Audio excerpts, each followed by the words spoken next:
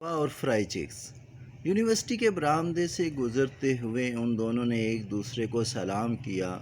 ملاقات تو پہلے بھی بہت بار ہوئی تھی، کلاس فیلوز ہونے کی وجہ سے سلام دعا تو سب کے ساتھ تھی، لیکن اب کے بار جب دونوں نے ایک دوسرے کو ہیلو ہائے کہا تو ایک لمحے میں دونوں کے ہونٹوں پر مسکراہٹ پھیل گئی، آنکھیں بھی مسکرا اٹھیں۔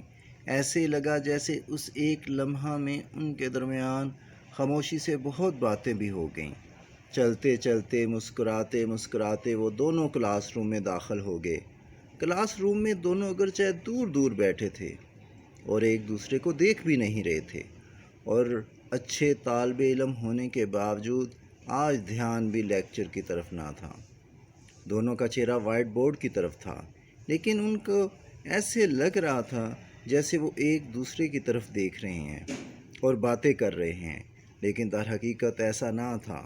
پیریڈ ختم ہوا اور صبا کلاس روم سے باہر آ کر کھلی فضا میں آ کر سانس لینے لگی۔ عاصم اس کے قریب آیا اور بولا، سنیے۔ وہ اس کی طرف متوجہ ہوئی اور دیکھنے لگی، لیکن بولی کچھ نہیں، صرف آنکھوں میں گہرا سوال تھا، جیسے پوچھ رہی ہو what do you want. Asim نے پورے اعتماد لہجے میں کہا، کیا ہم فرائی چکس چلیں؟ وہ آہستہ سے صرف اتنا بولی، اوکے، اور ہونٹوں پر مسکراہٹ پھیل گئی اور خاموشی سے چل پڑی۔ دونوں پارکنگ ایریا کی طرف بڑھ رہے تھے۔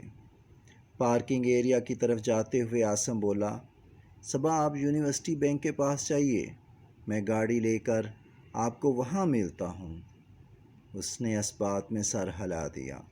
وہ جانتی تھی کہ عاصم اس کو اس لیے کہہ رہا ہے تاکہ ڈپارٹمنٹ میں کوئی دیکھ نہ لے اور وہ خواہ مخواہ مشہور نہ ہو جائیں۔ دونوں کو ایک دوسرے کی عزت کا بہت پاس تھا۔ عاصم نے بینک کے سامنے جا کر گاڑی روکی تو درخت کے پاس کھڑی صبا آگے بڑھی اور کار کا پچھلا دروازہ کھول کر سیٹ پر بیٹھ گئی۔ گاڑی چل رہی تھی اور دونوں خاموش سنجیدہ بیٹھے تھے۔ جیسے ہی گاڑی نے یونیورسٹی کا مین گیٹ عبور کیا، پیچھے سے صبا کی آواز آئی، کیا حال ہے عاصم؟ عاصم نے بیک مرر سے مسکراتی ہوئی صبا کو دیکھا اور مسکراتے ہوئے بولا، میں ٹھیک ہوں میڈم صبا، آپ بتائیے کیسی ہیں؟ گھر میں سب خیریت ہے نا؟ صبا بولی، جی سب ٹھیک ٹھاک۔ ویسے تم بہت چالاک ہو، ذرا یہ تو بتاؤ ہم کس حیثیت سے فرائی چکس جا رہے ہیں؟ عاصم جھٹ سے بولا، ہم کلاس فیلوز ہیں نا؟ صبا سوالیہ انداز میں بولی، صرف کلاس فیلوز؟